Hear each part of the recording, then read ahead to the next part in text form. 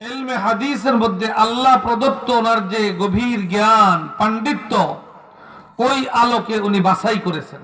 এরপরে বাছাই করার পরে লেখার আগে তিনি প্রতিটা হাদিস লেখার আগে গোসল করেছেন, 2 রাকাত নামাজ পড়েছেন, এরপরে ইস্তেখারা করেছেন। এরপরে দিলের মধ্যে যদি আল্লাহর পক্ষ থেকে ইনশিরাহ হয়েছে, এটা স্পষ্ট হয়েছে যে এই হাদিসটা আমার কিতাবে লেখার উপযুক্ত, তখন গিয়ে তিনি কিতাবের মধ্যে এটা লিপিবদ্ধ করেছেন। 7,000-এর অধিক হাদিস, প্রতিটা হাদিসের জন্য একবার করে গোসল করছেন, প্রতিটা হাদিসের জন্য 2 রাকাত করে নামাজ পড়েছেন, প্রতিটা হাদিসের জন্য আল্লাহর দরবারে ইস্তেখারা করেছেন, তারপরে হাদিসটা লিখেছেন। কিরকম আজীব! এবং এই হাদিস বুখারী শরীফের মধ্যে যে অধ্যায়গুলো আছে, কিতাব এবং বাব, এইগুলা লিখেছেন দুনিয়ার মধ্যে সর্বশ্রেষ্ঠ জায়গা রওজাতুম মিন রিয়াজিল জান্নাহ। শুনছেন নাম? রিয়াজুল জান্নাহ কোথায়? রাসূল পাক সাল্লাল্লাহু আলাইহি ওয়াসাল্লামের যে রওজা পাক, তার সন্নিকটে আমালা বানি আদমা ওয়া কাওলাহুম ইউজান।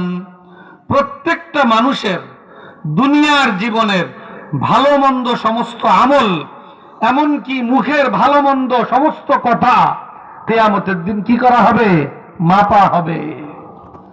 এই মাপের ভিত্তিতেই আল্লাহ পাক চূড়ান্ত ফয়সালা ঘোষণা করবেন জান্নাত বা জাহান্নামের। এই যে মাপা হবে, এই যে কথাটা, এই কথাটা এটা আমাদের বিশ্বাস করার বিষয়। মাপা হবে কোথায়? আরে কবে মাপা হবে? হাসরের ময়দানে, কিয়ামতের দিন। দুনিয়াতে আমাদের কর্তব্য কি? আমাদের কর্তব্য হলো বিশ্বাস করা। এটা আমাদের ঈমানের একটা অবিচ্ছেদ্য অংশ। আমরা যদি কেউ এই কথা বিশ্বাস না করি, তাহলে ঈমান থাকবে? ঈমান থাকবে না। আমরা যেহেতু আলহামদুলিল্লাহ আলহামদুলিল্লাহ নাহমাদুহু ওয়া নাস্তাঈনুহু ওয়া নাস্তাগফিরুহু ওয়া নু'মিনু বিহি ওয়া নাতাওয়াক্কালু আলাইহি ওয়া নাউযু বিল্লাহি মিন শুরুরি আনফুসিনা ওয়া মিন সাইয়্যাতি আ'মালিনা। মান ইয়াহদিহিল্লাহু ফালা মুদিল্লা লাহু ওয়া মান ইউদ্লিল ফালা হাদিয়া লাহু। ونشهد أن لا إله إلا الله وحده لا شريك له ونشهد أن سيدنا ومولانا محمدا عبده ورسوله. أما بعد فأعوذ بالله من الشيطان الرجيم.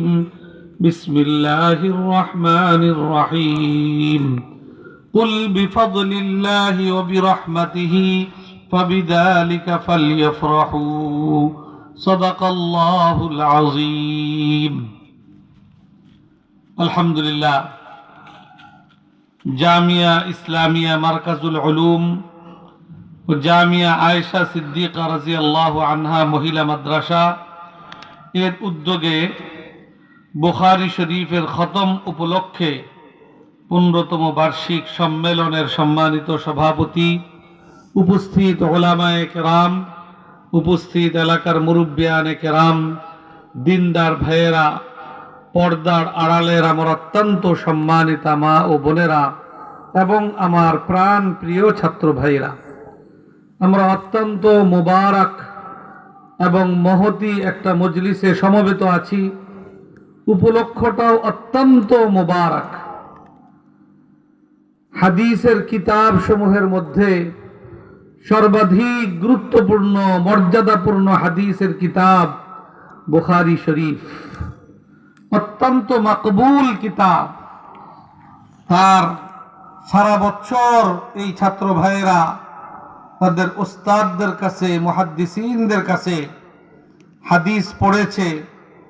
আজকে বুখারী শরীফের সর্বশেষ অধ্যায় এবং সর্বশেষ হাদিস পড়ানোর মাধ্যমে এই বুখারী শরীফের খতম সম্পন্ন হবে। এই ক্ষেত্রে মোহতামিম সাহেব ইতিমধ্যেই আলোচনা করেছেন যে মেয়েদের মাদ্রাসায় দাওরায়ে হাদিস বেশ কয়েক বছর থেকে চলমান আছে, এবছরও আছে।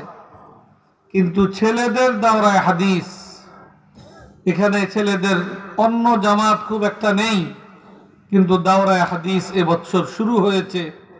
5 জন ছাত্র, তারা সারা বছর পড়াশোনা করে আজকে তাদের সম্পন্ন হতে যাচ্ছে।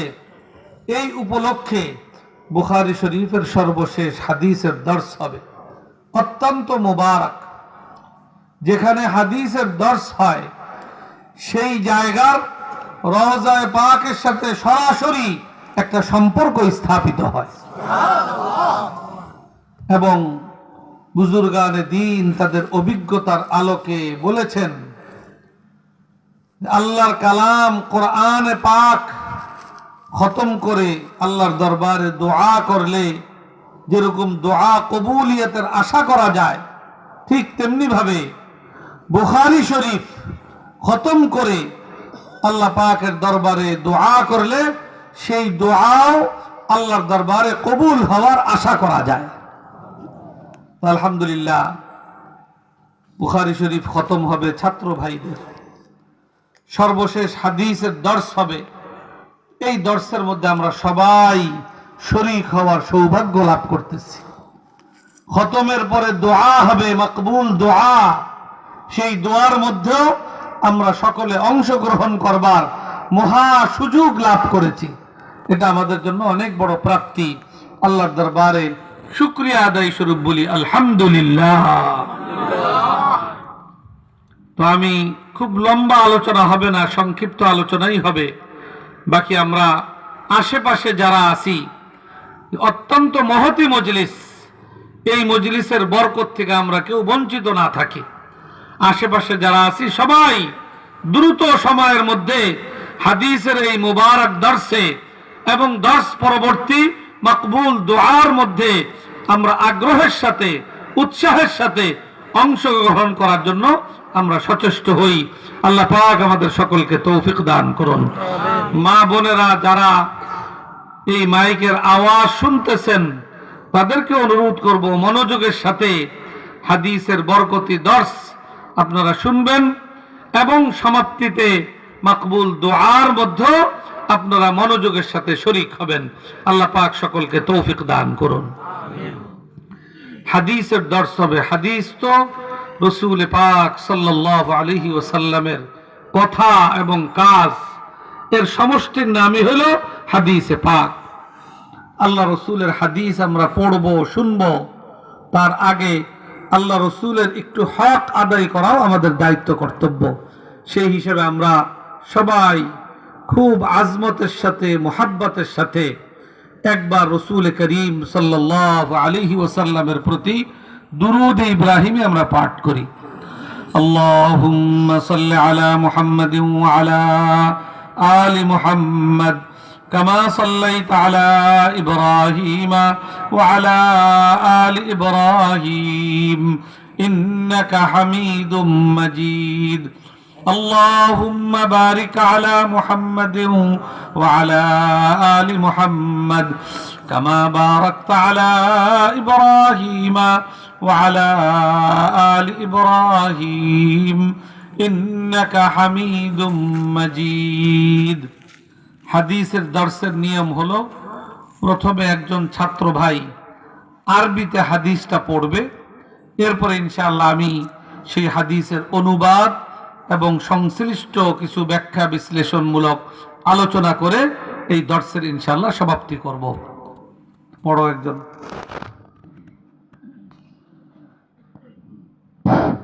ভিতরে মেয়েরা যারা আছো তোমরা ওখানে শামিল হও। তোমরা তোমাদের এই খাতমে বুখারীর দর্সে শামিল হও। আশা করি শামিল হয়ে গেছো, এরপরেও যদি ইয়া থাকো তার তাড়াতাড়ি শামিল হও এখন ইনশাআল্লাহ।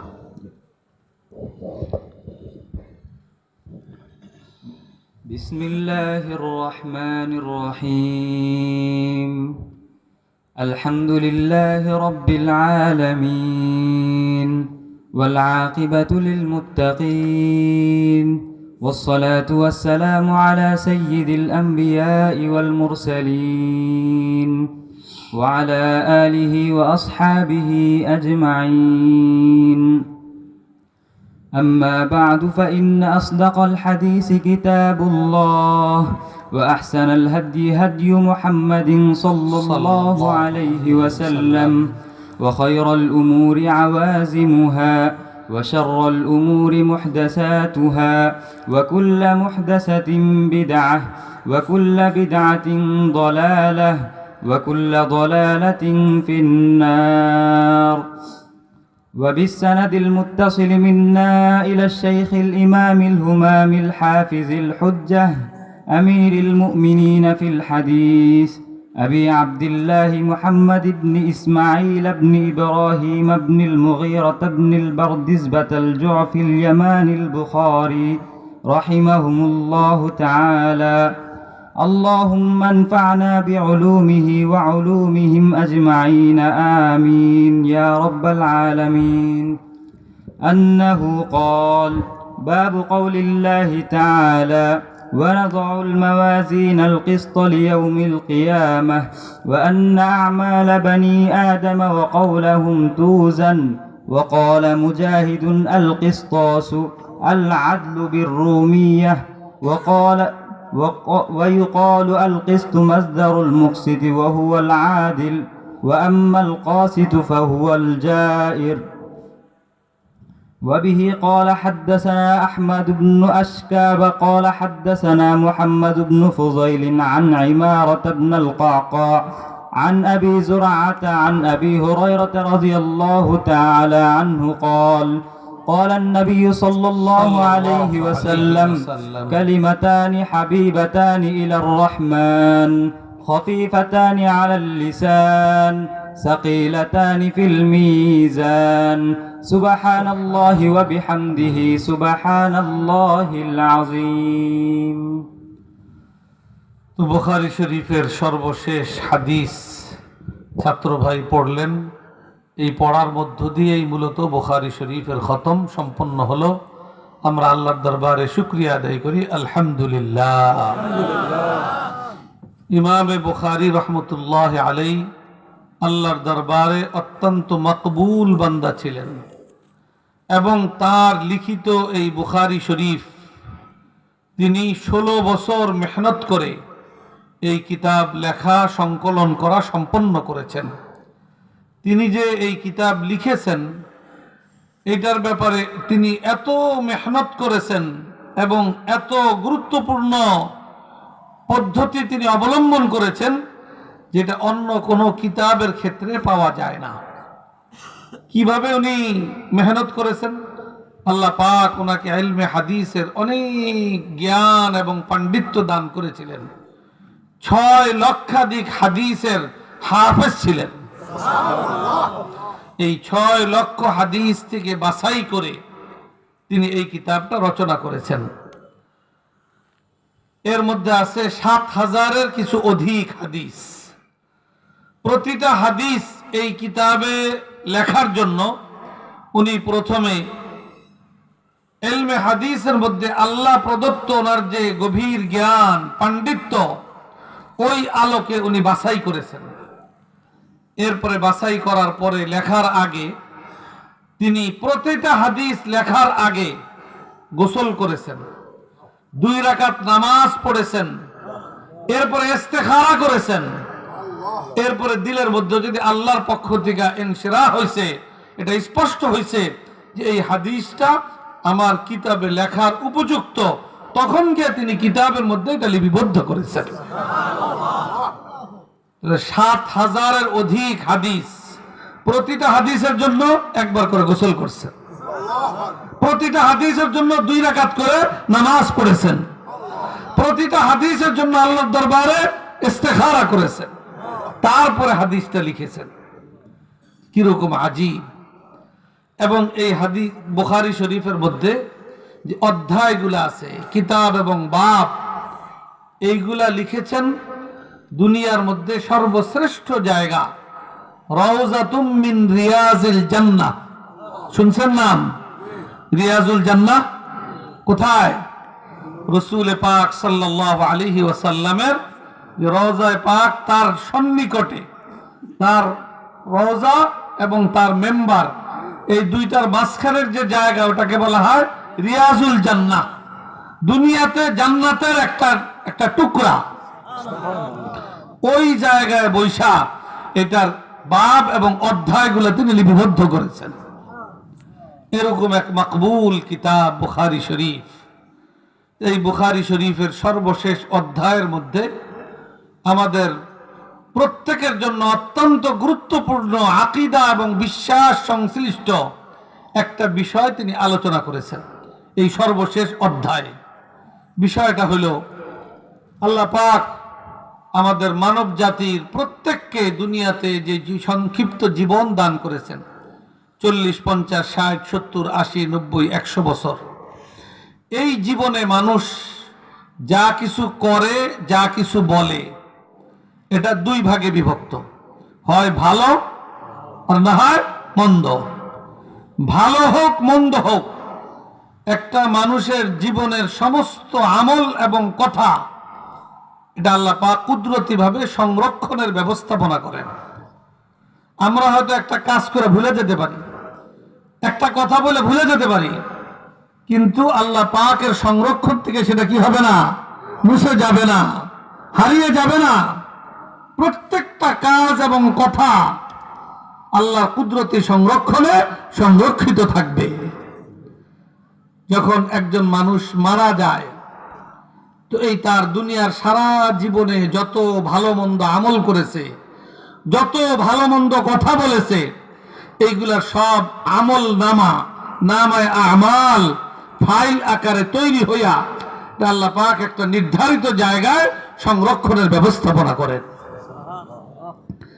এরপরে যখন কিয়ামত সংঘটিত হবে, হাসরের ময়দানে আল্লাহ পাক দুনিয়ার শুরু থেকে নিয়ে শেষ পর্যন্ত যত মানুষ দুনিয়াতে ছিল, আছে, আসবে, এই সব মানুষকে কি করবেন, একত্রিত করবেন। কইরা প্রত্যেকটা মানুষের দুনিয়ার জীবনের ভালো মন্দ আমলের হিসাব নিকাশ নেবেন। হিসাব নিকাশ নিয়ে আল্লাহ পাক চূড়ান্ত ফয়সালা ঘোষণা করবেন, দুইটার কোনো একটা, এর বাইরে তৃতীয় কোনো ফয়সালা নাই। কি কোরআনে পাক আল্লাহ তাআলা বলছেন, ফারিকুন ফিল জান্নাহ ওয়া ফারিকুন ফিস সাঈর। এক ভাগের জন্য আল্লাহ পাক জান্নাতের ফয়সালা ঘোষণা করবেন, আবার এর বিপরীত আরেক ভাগের জন্য আল্লাহ পাক অনন্ত শাস্তির জায়গা জাহান্নামের ফয়সালা ঘোষণা করবেন। তাহলে ফয়সালা কয়টা? দুইটার কোনো একটা, হয় জান্নাত আর না হয় জাহান্নাম। সাব্যস্ত হবে কিসের ভিত্তিতে? মানুষের এই দুনিয়ার জীবনের আমলের ভিত্তিতেই। অর্থাৎ এই আমল যা আমরা করতেছি, এটা গাফলতের সাথে করার কোনো সুযোগ নাই। এটা আমরা ভুলে যেতে পারি, এটা হারিয়ে যাওয়ার কোনো সম্ভাবনা নাই। সব সংরক্ষিত থাকবে এবং এর ভিত্তিতে আল্লাহ তাআলা হিসাব নেবেন এবং চূড়ান্ত ফয়সালা ঘোষণা করবেন। আল্লাহ যাদেরকে জান্নাতের জন্য সাব্যস্ত করবেন, যাদের ক্ষেত্রে জান্নাতের ফয়সালা ঘোষণা করবেন, তাদের তো আর কোনো আপত্তি থাকবে? আপত্তির কিছু নেই, আল্লাহর নিয়ামতের জায়গা আল্লাহ দিয়ে দিচ্ছেন। কিন্তু যাদের জন্য জাহান্নামের ফয়সালা ঘোষণা করবেন, তাদের বুঝবার প্রয়োজন থাকবে কিনা? একজন মানুষকে যদি আপনি শাস্তি দেন, তাহলে শাস্তির কারণটা কি থাকতে হবে? স্পষ্ট থাকতে হবে, না তার প্রশ্ন থেকে যাবে। আল্লাহ পাক যাদের জন্য জাহান্নামের ফয়সালা ঘোষণা করবেন, বিশেষভাবে তাদের জন্য, বাকি সবার জন্যই করবেন, আল্লাহ পাক তিনটা ব্যবস্থাপনা গ্রহণ করবেন। এক নম্বর ব্যবস্থাপনা হইল, দুনিয়ার জীবনের যা কিছু করছে এই নামায়ে আমাল আল্লাহ তাআলা সংরক্ষণের ব্যবস্থা করেছেন। হাসরের ময়দানে আল্লাহ পাক হাজার হাজার কোটি মানুষের হাতে হাতে তাদের প্রত্যেকের আমলনামা আল্লাহ তাআলা পৌঁছে দেওয়ার ব্যবস্থা করবেন। এবং আল্লাহর পক্ষ থেকে ঘোষণা হবে, ইকরা কিতাবাকা কাফা বিনাফসিকাল ইয়াউমা আলাইকা হাসিবা। ও আমার বান্দাবান্দি, তোমাদের প্রত্যেকের হাতে হাতে তোমাদের দুনিয়ার জীবনের আমলের আমলনামা আমি পৌঁছে দিয়েছি। তুমি তোমার আমলনামা পড়ো এবং তুমি ফয়সালা করো তুমি জান্নাতের অধিকারী হওয়া না তোমার জন্য জাহান্নামের ফয়সালা হওয়া, তুমিই বলো। যখন আমলনামা দেখবে আশ্চর্যান্বিত হয়ে যাবে, প্রকাশ করবে আশ্চর্য, মা লিহাযাল কিতাব লা ইউগাদিরু সগীরাতান ওয়ালা কাবীরাতান ইল্লা আহসাহা ওয়া ওয়াজাদু মা আমিলু হাযিরা। আমলনামা দেখা আশ্চর্যান্বিত হয়ে যাবে, আরে আমি একজনের সাথে একটু হাসি মুখে কথা বলছি, ওইটাও দিয়ে এখানে লিপিবদ্ধ আছে। একজনকে একটি কটু কথা বলছি, ওটাও দিয়ে নাফরমানি হিসেবে লেখা আছে। একজনের মাপে একটু কম দিছি, ওটাও এখানে লেখা আছে। একজনকে একটু ভালো ব্যবহার করছি, ওটাও লেখা আছে। ছোট থেকে ছোট ভালো আমল অথবা মন্দ আমল প্রত্যেকটাই নামে আমালের মধ্যে লিপিবদ্ধ পাইবে, কোনটা গায়েব হওয়ার নাই। আল্লাহ পাক 1 নম্বরে প্রত্যেকের আমল নামা তাদের হাতে আল্লাহ তাআলা পৌঁছায় দিবেন।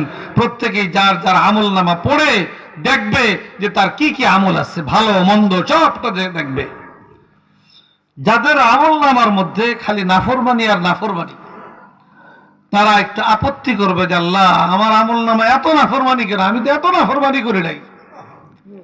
দুনিয়ার আদালতের মতো একটু কি করতে চাইবে, অস্বীকার করতে চাইবে। তখন আল্লাহ পাক রাজ সাক্ষী পেশ করবেন। রাজ সাক্ষী কি? রাজ সাক্ষী হলো যেই হাত দ্বারা সে নাফরমানি করেছে, যেই পাও দ্বারা সে নাফরমানি করেছে, যেই চোখ দ্বারা নাফরমানি করেছে, যেই কান দ্বারা নাফরমানির কথা শুনেছে, যেই জমিনের উপরে নাফরমানি করেছে, এই প্রত্যেকটাকে আল্লাহ তাআলা সেই দিন কথা বলার যোগ্যতা দান করবেন এবং তারা আল্লাহর সম্মুখে তার বিরুদ্ধে সাক্ষী দিবে। অস্বীকার করার আর কোন উপায় থাকবে? তার হাত তার বিরুদ্ধে সাক্ষী দিচ্ছে, তার পাও তার বিরুদ্ধে সাক্ষী দিচ্ছে। এটা আমি খালি বানায় বলতেছি না, কোরআনে পাক আল্লাহ তাআলা বলছেন, আল-ইয়াওমা নাখতিমু আলা আফওয়াহিহিম ওয়া তুকাল্লিমুনা আইদিহিম ওয়া তাশহাদু আরজুলুহুম বিমা কানু ইয়াকসিবুন। আল্লাহ পাক বলেন, ওই কিয়ামতের দিন আমি মুখের বাক শক্তি ছিনাইয়া হাতে পায়ে লাগায় দেব, হাত কথা বলবে, পাও তার বিরুদ্ধে আল্লাহর দরবারে সাক্ষী দিবে। এই 2 নম্বরে আল্লাহ তাআলা এই কাজ করবেন। 3 নম্বরে আল্লাহ পাক করবেন হইল প্রত্যেকটা মানুষের চোখের সামনে তার দুনিয়ার জীবনের ভালো মন্দ সমস্ত আমল আল্লাহ তাআলা মাপার ব্যবস্থা করবেন। মাইপা